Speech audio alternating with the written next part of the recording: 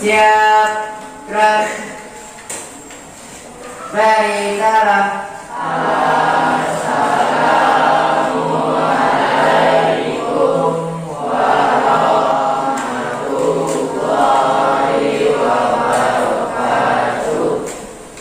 Waalaikumsalam warahmatullahi wabarakatuh. Selamat pagi semua. Selamat pagi semua. Pagi, Bu. Jangan ibunya aja yang semangat. Kalau begitu, hari ini kita akan melanjutkan pembelajaran kitab Kira. Hani, Hadir, Bu. Sidik, Sidik hadir? Tidak ya. Moza hadir. Sayeti tidak hadir juga. Sepa hadir. Najwa juga tidak hadir. Novita, Rahmat Raja tidak hadir. Raka Carlo, Arisman, terakhir Arianda tidak hadir. Oke, 1, 2, 3, 4, 5 orang yang tidak hadir hari ini. Total yang hadir ada 13 orang. Sudah berapa lama berlangsung negara? Sudah setahun, Bu. Kalau ibu bilang sih belum setahun. Kita kemarin mulai libur tahun 2020 mulai bulan Maret kan sih? Ya, Maret ya. Februari itu masih belum nyampe di kita. Waktu Februari itu masih di sana, di tempat negara asal. Di daerah mana? Wuhan. Tembak pakai termogan, kemana-mana harus jaga jarak. Nyaman nggak? Saya nyaman seperti itu, nah? Tidak nyaman. Lebih baik kita mencegah atau mengobati? Lebih baik kita mencegah. Nah, kenapa ibu berbicara tentang corona ini? Selain karena itu kejadian yang ada di sekitar kita sekarang, juga karena corona adalah salah satu penyakit yang menyerang sistem pernafasan berkaitan dengan materi. Oke. Ada 3 tujuan pembelajaran yang akan kalian capai.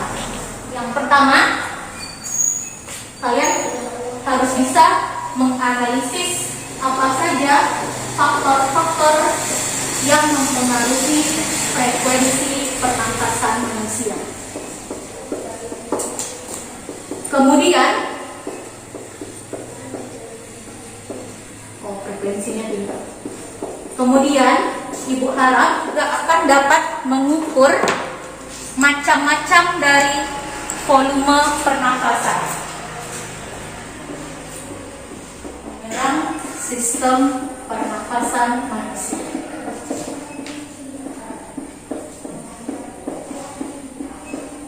Oke, kalau begitu kita mulai pembelajaran kita dengan mengucapkan basmalah. Bismillahirrahmanirrahim. Sekarang untuk yang pertama dulu, kita akan membahas apa saja faktor-faktor yang mempengaruhi frekuensi pernapasan.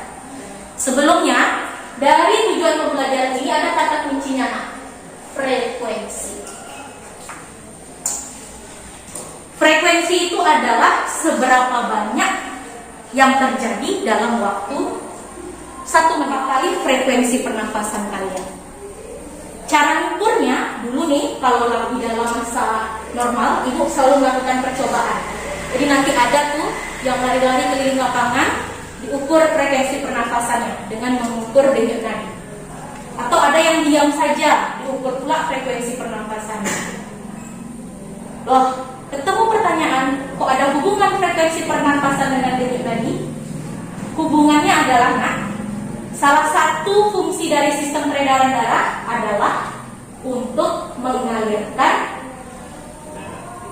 udara ke seluruh tubuh. Betul, mengalirkan udara ke seluruh tubuh. Jadi frekuensi pernafasan ada hubungannya juga dengan sistem peredaran darah atau denyut. Sekarang, untuk kasih waktu 5 menit saja, silahkan baca bukunya, baik buku cetak maupun buku LKS-nya, mengenai apa saja faktor-faktor yang mempengaruhi frekuensi pernapasan manusia. Yang nggak punya buku, yang nggak pinjam buku, dinampak kan? Kalau tidak pinjam buku, beraktivitas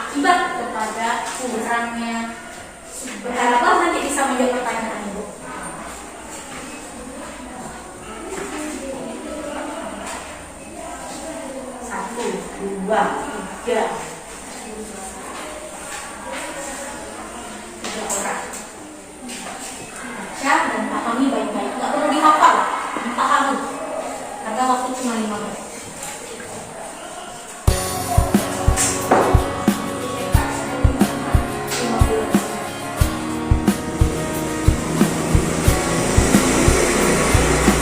Waktu tinggal 3 menit.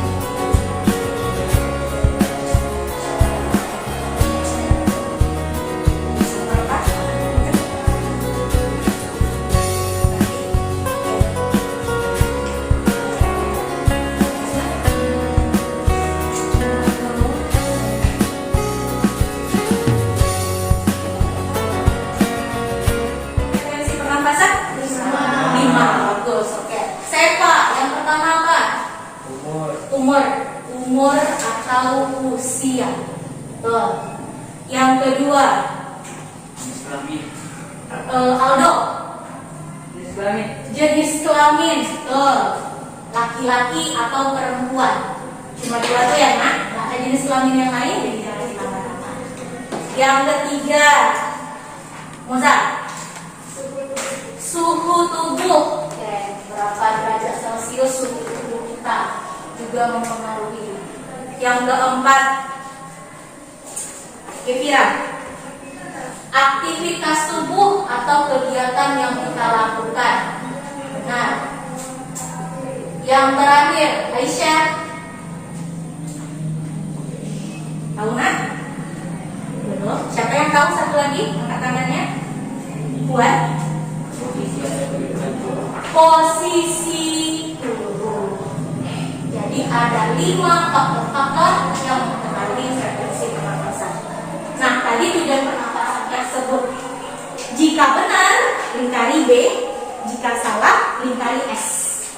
Kalau misalnya benar, berarti lanjut ke nomor berikutnya. Tapi kalau salah, ada kolom di bawah nomor tersebut, tuliskan alasan kalian kenapa menurut kalian itu salah. Apa yang benar? Ada pertanyaan? Jelas instruksi Ibu? Kalau itu silakan kalian kerjakan. Waktu juga tidak lama-lama. Ibu kasih hanya dalam waktu 5 menit.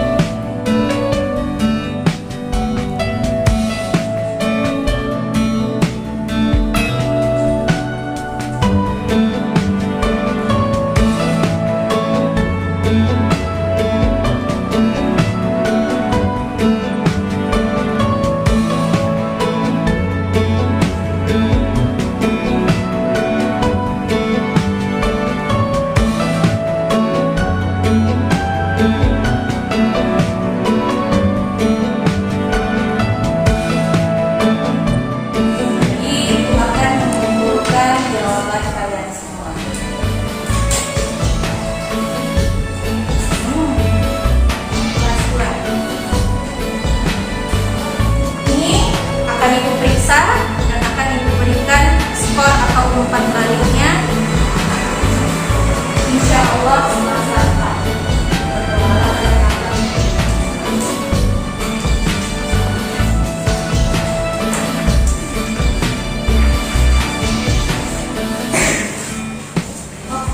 Pembelajaran kita yang pertama Sarina, kita lanjutkan dengan pembelajaran kita yang kedua. Perhatikan ke depan.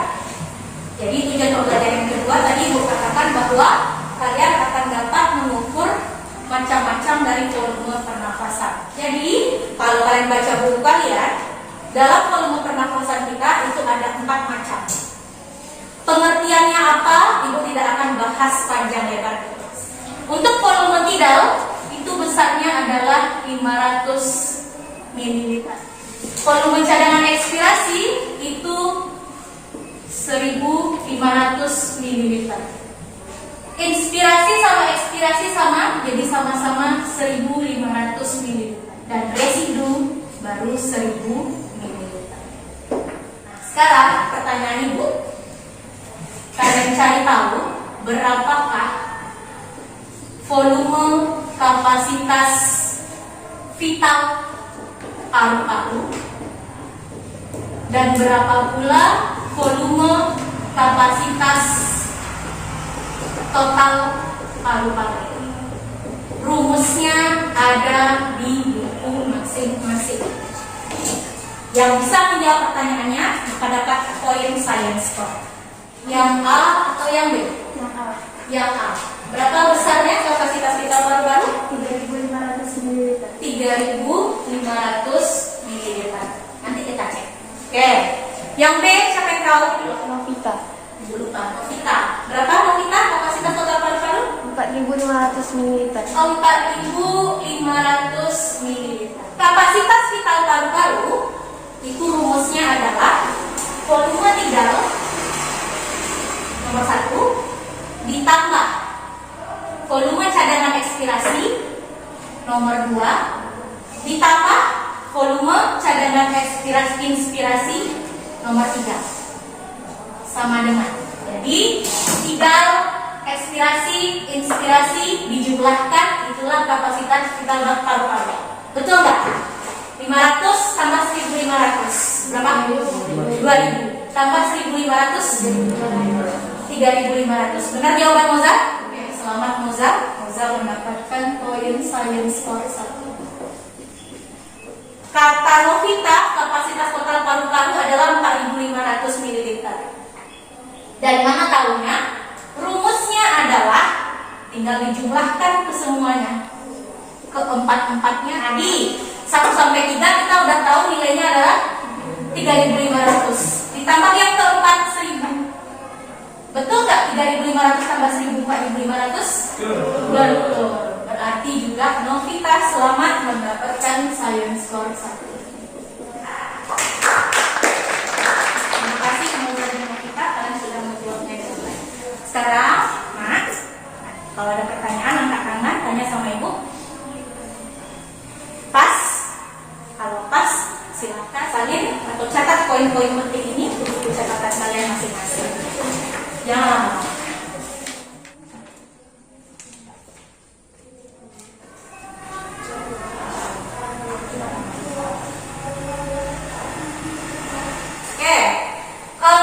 Terakhir tugas untuk di rumah tadi Ibu sebutkan di awal. Nomor 1 sama 2 kita bahas di sekolah, tapi yang nomor 3 silakan dibahas atau dikerjakan di rumah masing-masing. Tugasnya ada 2, tapi tidak Ibu minta kerjakan atau dikumpulkan dalam waktu yang sama. Catat soalnya. Misalnya penyakit corona ini, kan cara pencegahannya kalian sudah tahu, dibuat dalam bentuk poster. Kamu kertas selembar A4. Buat sebagus mungkin, diwarnai kalau bisa, lebih bagus. Untuk yang tugas pertama, kumpulnya seperti biasa hari Jumat. Tapi yang poster dikumpulnya hari Selasa depan. Ada pertanyaan tentang tugasnya? Gak ada ya? Aman ya? Kalau begitu, kita simpulkan pembelajaran kita hari ini.